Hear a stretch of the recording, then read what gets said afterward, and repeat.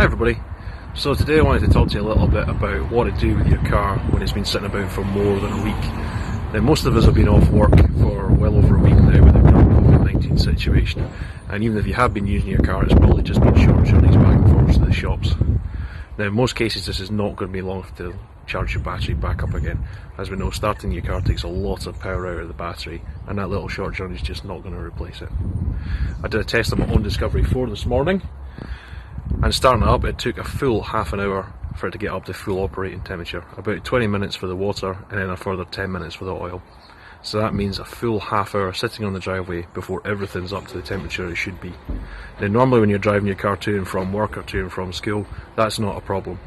But when you're sitting on your driveway, things are going to take a lot longer to warm up. So I'd recommend giving your car a run at least once a week. Even if it's just a couple of junctions down the motorway and back again, would be better than nothing. If you can't do that, if you're isolating yourself, run your car on your driveway for at least half an hour once a week, and that will solve any problems in the future. The next thing I'm going to cover is how to correctly jump start a car. As with our exercise we did last month, a lot of people were getting it wrong. I'm going to show you how to jump start a modern car correctly. Now the first thing to consider are the jump cables themselves. These are the ones I use through my work with the RAC, and as you can see, big chunky cables, big chunky crocodile clips, and these ones are on a high ampage Anderson socket. Now I know some guys have got Anderson sockets fitted to vehicles, not everybody does.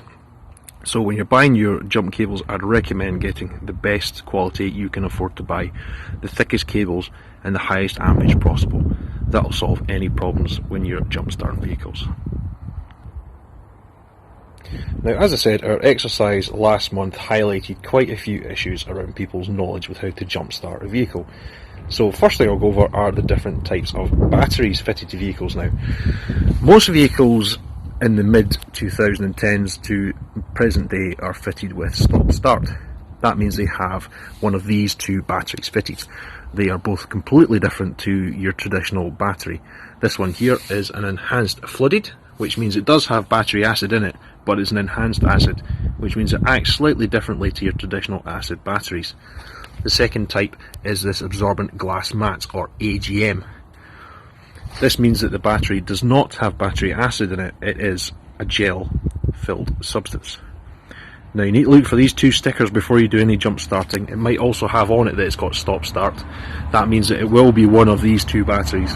They just need a little bit more caution when jump starting. The other thing to look out for on all batteries, including this traditional acid battery, are any signs of damage or corrosion. As you can see, this one here has quite a bit of corrosion around about the positive terminal. That is a very bad sign. That means that the battery has been venting, leaking, and is possibly damaged internally.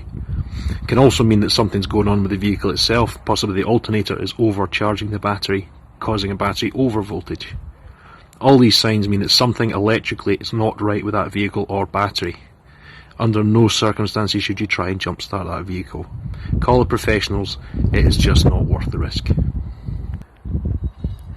So for the purpose of the exercise, I have my own vehicle, which is working perfectly fine, and my casualty vehicle, which is not starting because it's been sat for more than a week. Now what you need to do is go to your casualty vehicle and not be able to open the bonnet. There we go. Now, as most of you know, the Discovery, the battery is underneath this cover. Now, as we just discussed there, this has an AGM battery, absorbent glass mat. Now, even though this vehicle doesn't have stop start, it has an AGM battery fitted for the capacity. This has got a fairly huge battery. So even though a car doesn't have stop start, you still need to check. Now the big thing that most people got wrong last time round was they didn't know about smart charging. Now smart charging is this little block here that is attached to the negative terminal. What that does is monitor the battery's condition.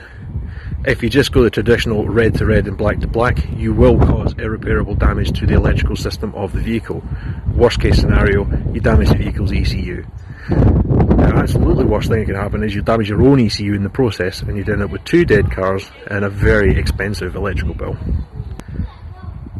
So we're not going to go red to red, black to black. What we're going to do is we're going to find ourselves a good earthing point on the engine. Now, as you can see in this Discovery, it is almost all plastic. A lot of modern cars are the same. So we're going to have to remove the engine cover. So what we're looking for is a good earthing point on the engine itself.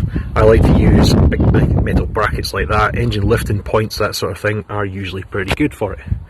So what we're going to do is get your negative terminal, attach that to big chunky bracket there, then get your positive terminal, which is going to go onto the positive of the battery.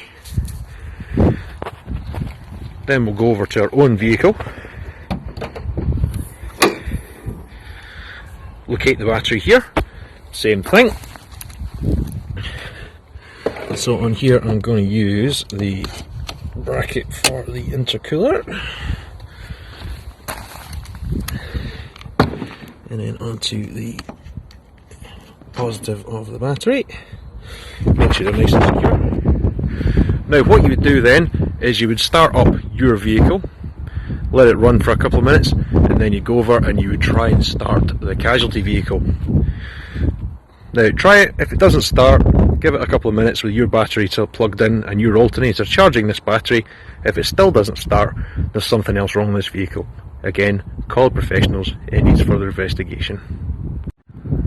So hopefully that quick guide gives you a bit more insight into how to jump start a vehicle correctly. Now the other thing to consider is I know a lot of members have got these little booster packs or battery starting packs. Most of them are cheap and nasty. Be very wary when using these on modern vehicles. They may start the car, but they'll also put a massive electrical surge through the system and could cause damage. It's also worth checking if they are suitable for doing the absorb glass mat and AGM batteries. Again, if anything goes wrong, it will be you that's liable for the damage, or possibly Lothian 4x4 response. Just think before you help out, you could make the situation worse. Any questions, just ask me on the call tonight. See you later, bye bye.